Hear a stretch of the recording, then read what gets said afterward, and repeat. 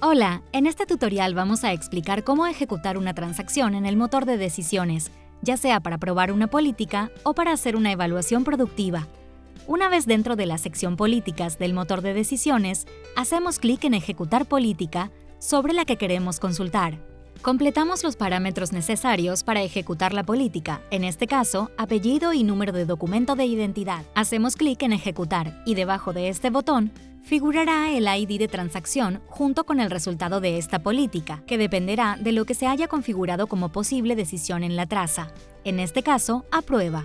El ID de transacción es un número único dentro del motor, que está atado a cada ejecución. Con este número se puede obtener más información sobre las variables, el camino ejecutado, etc.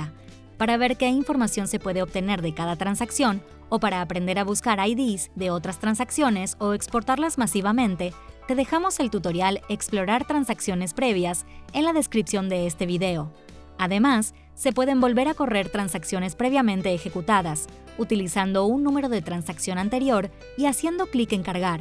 El motor completará todos los parámetros utilizados previamente. Con esta funcionalidad, se pueden testear de forma sencilla cambios en la política para ver cómo estos afectan las decisiones. En este tutorial aprendimos a ejecutar una transacción en el motor de decisiones, ya sea para probar una política o para hacer una evaluación productiva. Gracias, nos vemos en el próximo tutorial.